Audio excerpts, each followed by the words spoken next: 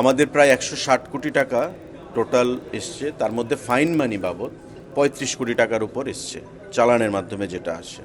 তো এটা দিনের পর দিন বৃদ্ধি পাচ্ছে স্টেট এক্সচেকারে বা স্টেট রেভিনিউতে যে কন্ট্রিবিউশন, কিন্তু টাকা আর্ন করাটা মূল উদ্দেশ্য নয়।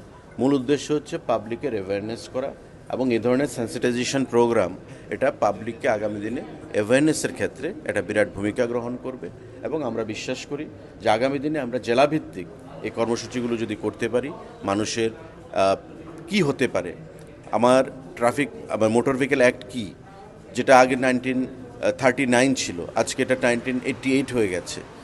রেগুলারলি সুপ্রিম কোর্টের সেখানে মডিফিকেশান আসছে, কমপ্লায়েন্স আসছে, এগুলো একমাত্র মানুষের উদ্দেশ্যে করা।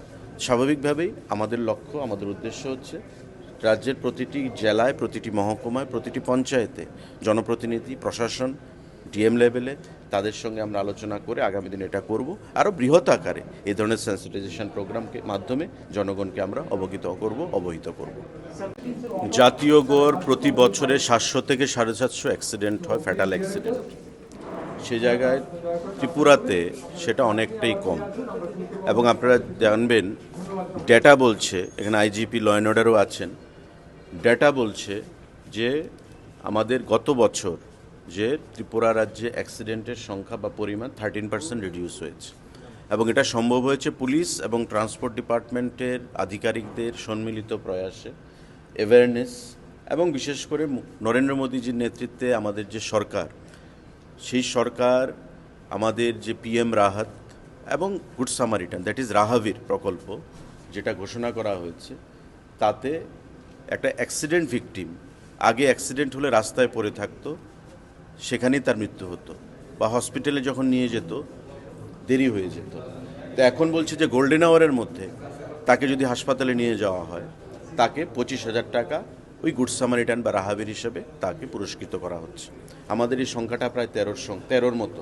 তো আমরা 13টা লাইফ বাঁচাতে পেরেছি গতবার এক বছরে।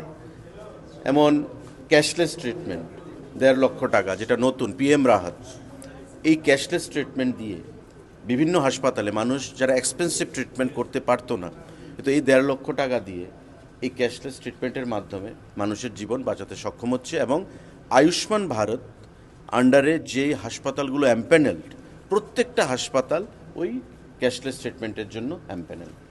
তো আপনারা বুঝতেই পাচ্ছেন যে একটা প্রোয়েক্টিভ ভূমিকা কেন্দ্রীয় সরকার এবং রাজ্য সরকার নিয়েছে, ট্রান্সপোর্ট দপ্তর, পুলিশ যৌথভাবে আমরা সেটা করছি।